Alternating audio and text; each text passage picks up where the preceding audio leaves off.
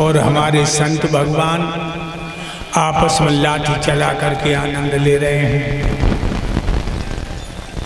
संत का अर्थ होता है शांति। क्या कर रहे हो? संत का अर्थ है शांति, क्रांति नहीं। लेकिन संत तो यहाँ क्रांति कर रहे हैं।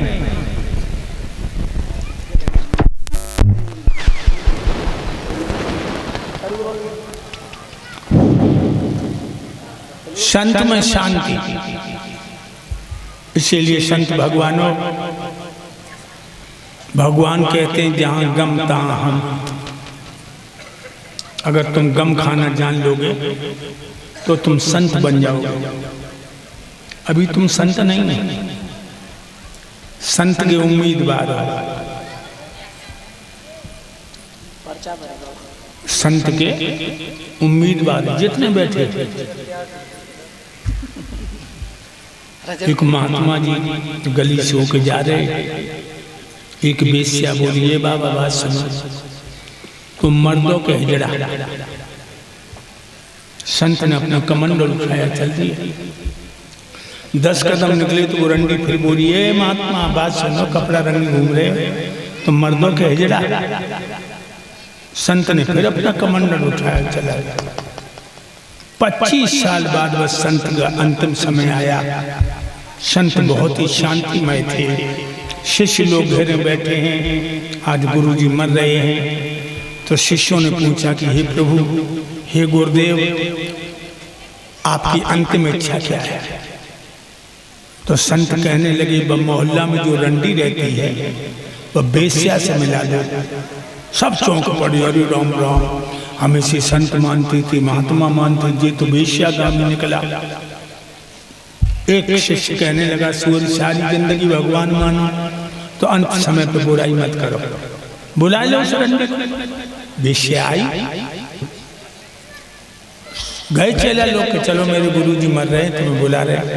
आई बेश्या, वो कमरा में घुसते घुसते बेश्या ने कहा, उस्ताद कहिए आपका कैसा मिजाज है? रंडी बोली, उस्ताद कहिए आपका कैसा मिजाज है? महात्मा जी की हिचकी रुक गई। महात्मा जी बोले, बस पैमाना भर गया, छलकने की देर है।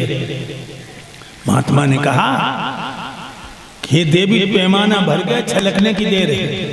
तो बेश्या कहने लगी, हमें क्यों बुलाया? जवाब दिया, बेटी 25 साल पहले तूने गली में हमें बात पूछी थी कि तू मर्दे का हिजड़ा। बेश्या बोली, यहाँ तो मैं अब बता रहा हूं, मैं मर्द हूं, मर्द। बेश्या बोली, जब बात उस दिन क्यों नहीं बताई?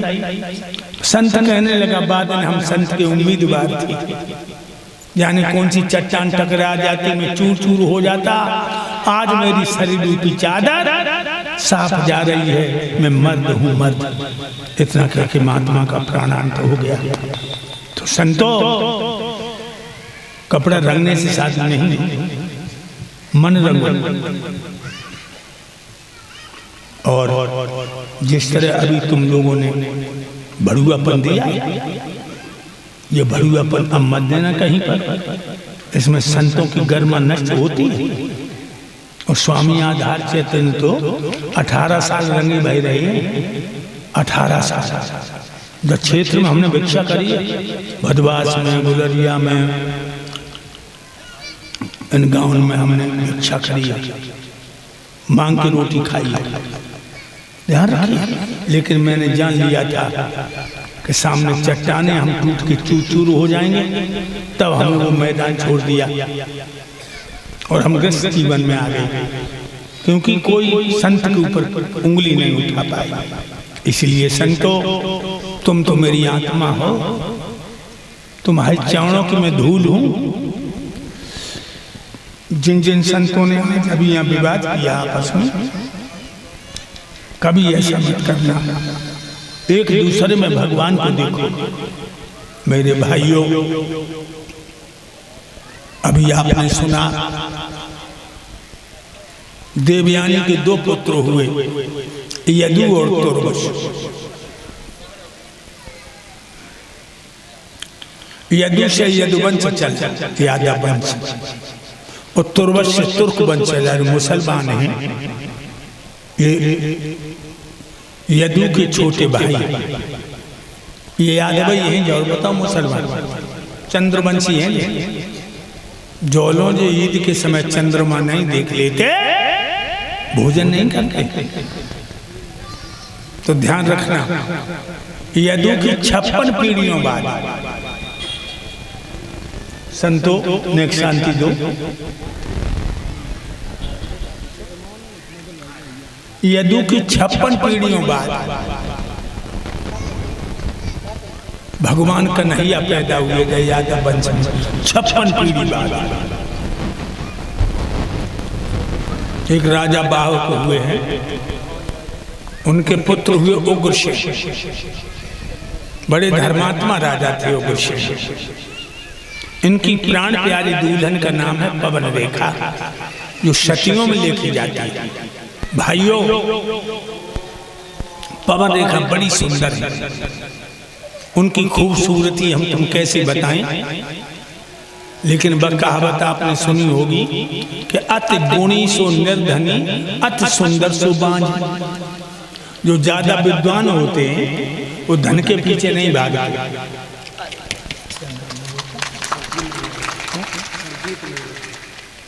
सुरजीत नंगलागढ़ी के ये हमारे भतीजे बलराम के दोस्त हैं, जो मेरे गले में नोटों का हार डालते हैं। भगवान इनकी बहुत बड़ी उम्र हो, धर्म पर चल के जीवन को धन्य बनाएं। तो मैंने कहा भक्तों, विद्वान धन में नहीं डूबता, और जो औरत ज्यादा सुंदर होती वो बांझ होती है, वो बांझ होती। रानी पवन रेखा कोई औलाद पैदा नहीं हुई, लेकिन राजा ने कभी अपने प्राण प्यारी के दिल को नहीं दुखाया कि तू बांझ है, तेरे कोई औलाद नहीं, तूने मेरे खानदान का दीपक बुझा दिया। ऐसे शब्दों का प्रयोग नहीं किया। और लोगों घर तो बुई स्वर्ग है, जब घर में पति पत्नी को घर की लक्ष्मी माने और पत्नी पति को भगवान माने। जब जोड़ी करिश्मा की और प्रशांति की अच्छी है, दोनों एक दूसरे को सम्मान देते हैं। तमें करिश्मा ने तो वो जादू कर दो प्रशांत में कि प्रशांत जहाँ जाएंगे वह करिश्मा भी जाएगी, करिश्मा जाएगी वह प्रशांत भी जाएंगे। ऐसा ही होना चाहिए। लोगों को पत्नी पे कभी हाथ मत उठाना।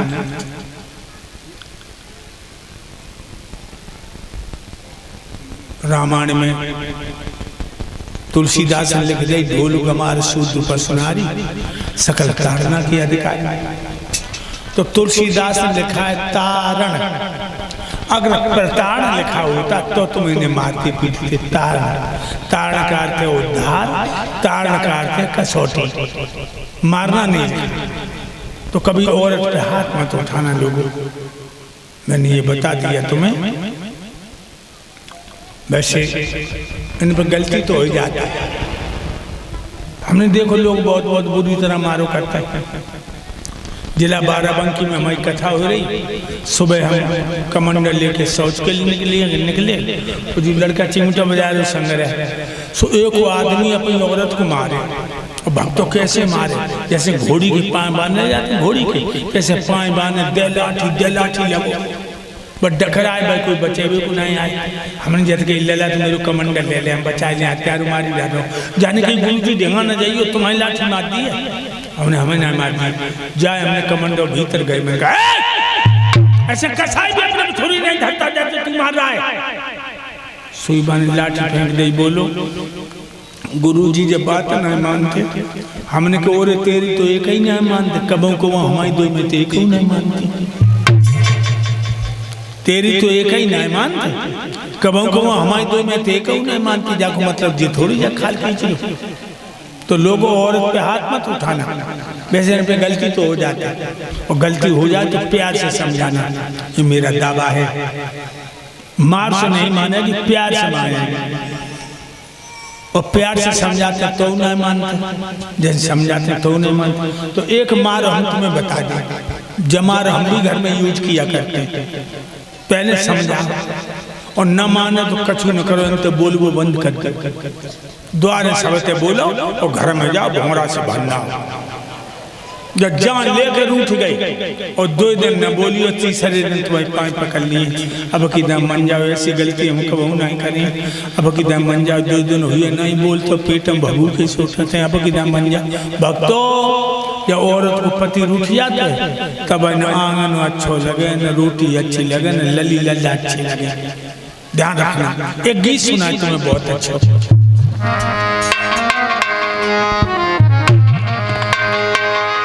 जिस घर अंदर नारी जाति का होता सम्मान रहे, और वो घर में से समझो भाइयों देवों का ही स्थान रहे।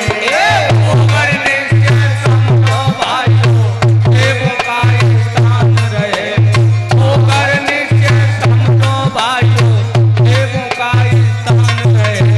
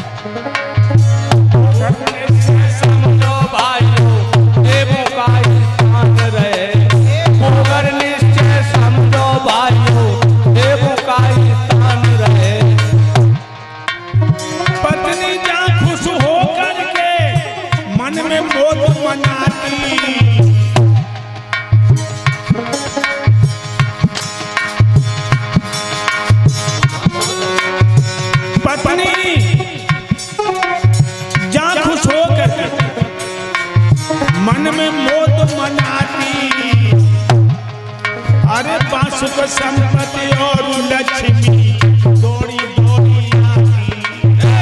सुख संपत्ति और लक्ष्मी दौड़ी दौड़ी आती। सुख संपत्ति और लक्ष्मी दौड़ी दौड़ी आती। कंगाली और गरीबी यदि कर्मानुसार आ जाती,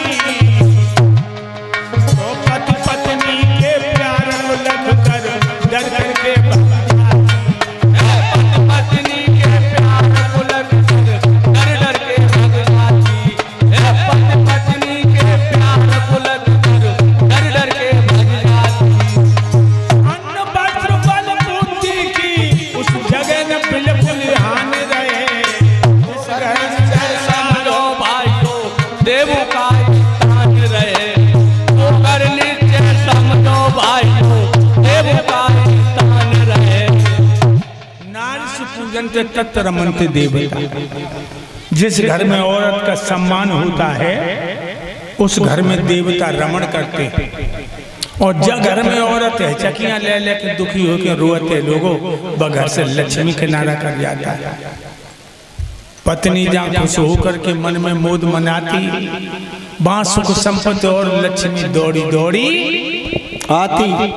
कंगाली और गरीबी यदि कर्मानुसार आ जाती, तो पति पत्नी के प्यार को लगकर डर कर के भाग जाती।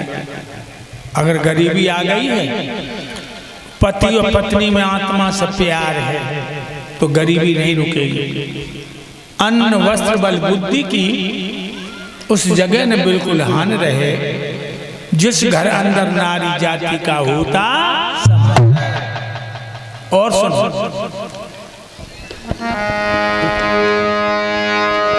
पत्नी जहां प्रसन्न रहे उस घर की होती सफाई। ओ खान पान और रहने सहने में दिखलाए दे चतुराई।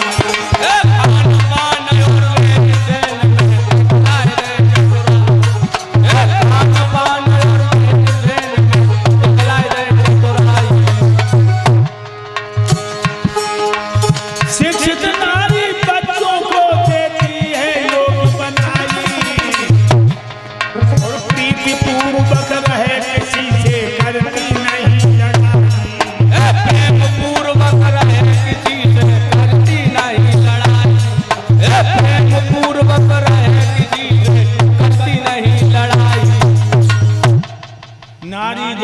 सन न रहे ब घर की हो सफाई, खान पान रहन सहन में दिखलाई दे, शिक्षित नारी बच्चों को देती है योग बनाई। लड़कों को तो पढ़ाते ही हो, लेकिन